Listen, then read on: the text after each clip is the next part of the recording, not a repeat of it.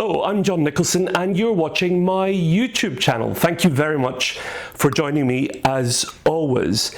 Well, today's a dramatic day, isn't it? Because we've got the results of the by-election in the north of England, and Reform, formerly UKIP, have just won by a narrow margin, but they've beaten Labour quite dramatically. Across in the States, we've seen Trump fire his national security advisor, and it led me to think that there were two leaders who only recently, on either side of the Atlantic, won resounding victories in elections and must have thought they were untouchable for years to come. And yet, very different characters, very different contexts, but both leaders have suffered humiliating blows in the last 24 hours. Both countries are interesting at this particular point in history too, because it strikes me that in the United Kingdom, you see people, at least in England, saying a plague on both your houses. I can't remember a time in politics where both the major parties, the Labour Party and the Conservative Party, were both so unpopular with voters. They don't like either party leader, they don't like the Labour leader, they don't like the Conservative Party leader.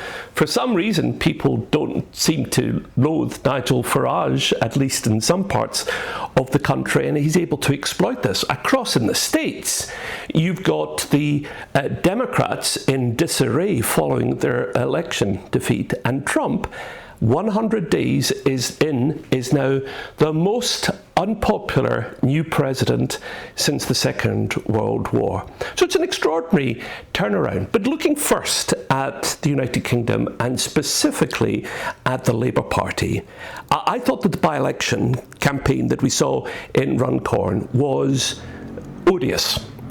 You have, of course, Reform peddling the usual racism and fear of immigrants, the revolting type of campaign that you would expect them to run. But you had the Labour Party, who decided to target, as part of their campaign, a hostel, a hotel, which houses asylum seekers. And the Labour candidate said that if she won, one of her top priorities would be to get that asylum hotel closed down. I can't think of a time where a Labour candidate would have run such an overtly racist campaign without being told by party headquarters it was unacceptable. Keir Starmer didn't visit at any point during the course of the campaign, which has everyone locally talking. Why was it? Was it because he thought he would lose? Was it because he thought he was definitely going to win? Or was he a little tiny bit of him, perhaps the civil rights lawyer memory just kicking in somewhere at the back of his consciousness? Was he deeply embarrassed to be the head of the party which is running this kind of campaign? And what does it tell us? Labour lost nonetheless, and they lost to Reform.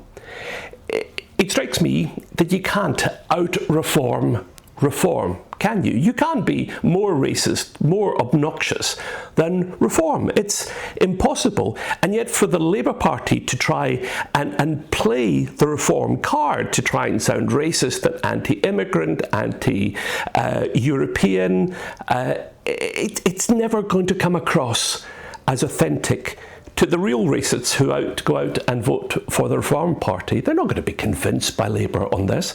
But when Labour does do that and moves to the racist right in a campaign, as they've just done, what happens to their centrist and progressive left voters? Well, it looks as if they're going to the Green Party. So they're neither pleasing their traditional supporters, nor are they pleasing the voters that they want to win over on the right. They're just caught in the middle, utterly inauthentic. So if I was Keir Starmer and I was looking at the wreckage of his by-election campaign this morning and reflecting on my almost 1 year period in number 10, I'd be thinking something has gone badly wrong. They're not winning over new supporters. They're losing old supporters, and they're getting squeezed in the middle. And yet he's up against a Conservative Party, which is a rump of what had formerly was there has to be a place, surely, for a progressive Labour Party that campaigns and governs on traditional values, that doesn't try to screw the pensioners, that doesn't mouth Brexity lies, that doesn't come up with nonsense and say that there's no case for rejoining the European Union, that there's no case for the single market, there's no case for freedom of movement, as Pat McFadden, one of the foremost Labour cabinet ministers, has said in the last week. There has to be a case for traditional Labour in the middle. Now, I don't think Labour is going to win back Scotland. I think that's gone. I think the series of broken promises at the last general election has made Labour unelectable in Scotland, and Labour's decision to save Scunthorpe and close Grangemouth has to be the death knell for the Labour Party in Scotland. And I expect the Labour Party will do incredibly badly at the next Holyrood elections next year. It seems to be trailing in 4th place in the polls at the moment. But south of the border, if you're a progressive voter or just a centrist voter and you find the Conservatives repugnant, you're in an area where the Greens aren't strong enough to win, you're definitely not a Reform voter, you don't trust the Lib Dems because of their past dalliance with the Conservative Party, you want the Labour Party to return to where you are. Surely, that's what you want. And yet Keir Starmer shows no sign of doing this, which is perhaps why a lot of folk that I know in the Labour Party leadership in Parliament, are now talking relatively openly about whether or not Keir Starmer will lead the party into the next election. An extraordinary turnaround for a Prime Minister who won such a huge majority recently. And across the Atlantic, Trump seems to have misread what his victory was all about, because his winning margin, he won a significant margin in the Electoral College under the American system, but his popular vote margin was small. It was smaller than Hillary Clinton's win over him first time round in the popular vote. So he didn't win by a thumping great majority. And for him to proceed as if he had an enormous popular vote mandate, as he's done, may prove to be his undoing.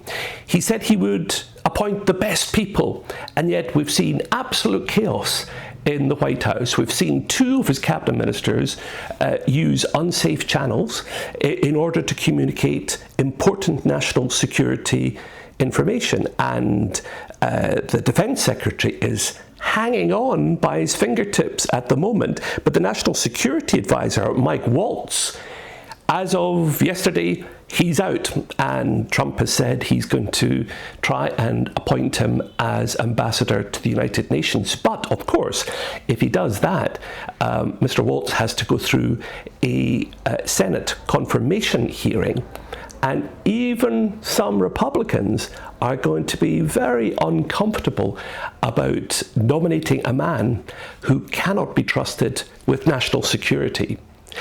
On tariffs, Trump has now said that, because you remember, all the way through the election and in the first 100 days, Trump said that American consumers wouldn't pay the tariffs. It was foreign governments. That, of course, is nonsense, because the tariffs are placed on goods imported to the United States, which every American consumer pays. Amazon's making this very clear by having the tariff charge on every single item that people buy from Amazon. Trump has finally conceded that the tariffs don't benefit the consumer, as he previously said. And he went further. He said, you know what?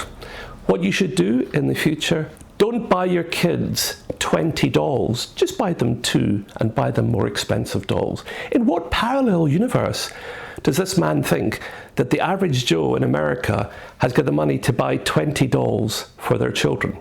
But perhaps the most significant effect of Trump's first 100 days is the defeat of the Conservatives in Canada and the victory of the Liberals, who were way behind just a couple of months ago. The Conservatives were storming to victory, and Trump's attack in Canada has led to a Liberal victory, Trump's effect on Canadian politics has been significant. And I noticed the other day he was saying, I'm so hated in Canada that I've secured the victory of the new Prime Minister. What are his tactics, apart from to thrash around in chaos? The first 100 days has been a disaster. I dread to imagine what the next 4 years will deliver. But as always, I'm interested in having your thoughts either about the United States or the United Kingdom. Do feel free to subscribe. It's absolutely free. And do leave me your comments. It's great to see more than 1,000 people are watching these videos now, the short versions. Every time I record one, the numbers of subscribers are growing. That's great. I really appreciate your support, and I will always answer your comments. Thank you very much for watching.